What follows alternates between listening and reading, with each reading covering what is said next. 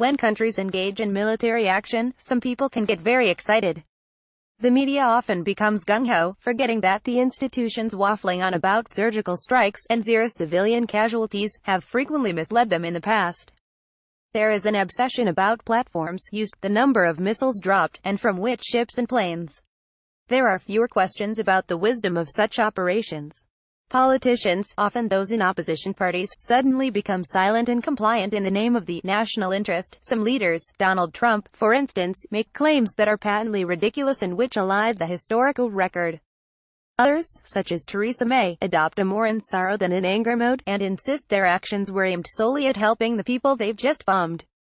So proud of our great military, which will soon be, after the spending of billions of Y-approved dollars, the finest that our country has ever had. There won't be anything, or anyone, even close. Donald J. Trump, at Real Donald Trump, April 14, 2018. In short, people can lose their heads. Very often, literally. The U.S. has claimed the 105 cruise missiles that American, UK and French forces fired at 3 targets in Syria associated with the production, storage and use of chemical weapons, resulted in no civilian casualties. We have no way of independently confirming this, but an Associated Press report out of Damascus suggested that while a handful of people there were injured, there were no reported deaths. At a Pentagon briefing on Saturday morning, officials insisted their strikes had set back President Bashar al-Assad's chemical weapons capability by several years. "I think we've dealt them a severe blow," said Lt. Gen. Kenneth McKenzie. In Damascus, reports suggest it did not appear that way.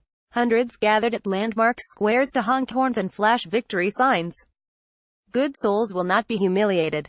Syria's presidency tweeted after the airstrikes began. World reacts to Syria airstrikes. It is easy to be cynical about these latest Western strikes.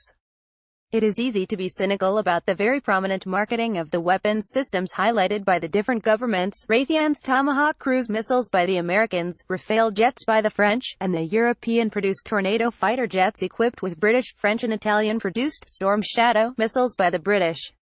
The Canary reported that Raytheon's share price had just struck a 20-year high.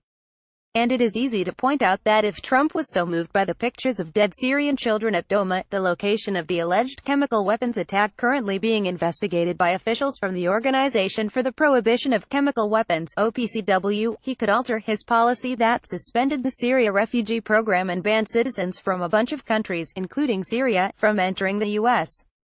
Rather, it was reported that the U.S. has so far this year accepted just 11 refugees from Syria, about a tenth of the number of bombs it and its allies fired last night.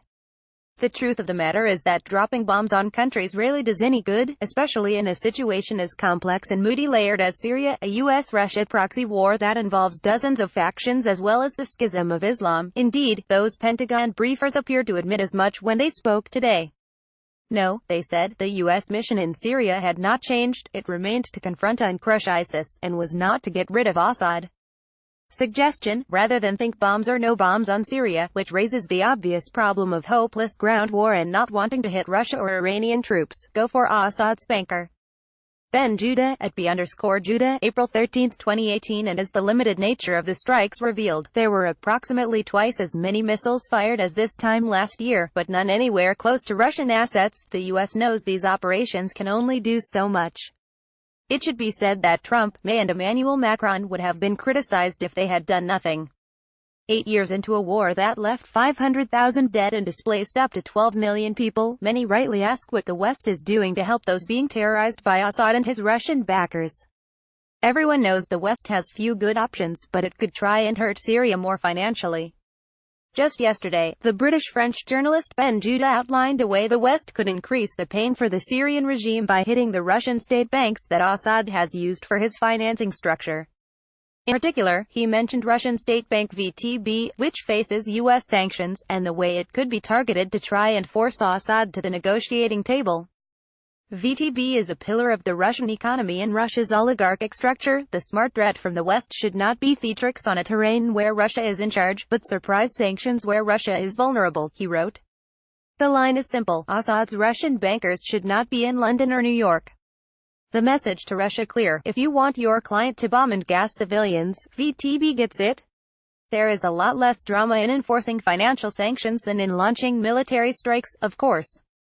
The media doesn't get to use footage of jets soaring off into the night from aircraft carriers. We don't get to see plumes of smoke rising from foreign cities thousands of miles away. And we don't get to see the satellite images of the targets that have been hit, always with utter precision. Remember, to ease our consciences about minimizing civilian casualties. The West ought to be ashamed of the way it has responded to the crisis in Syria.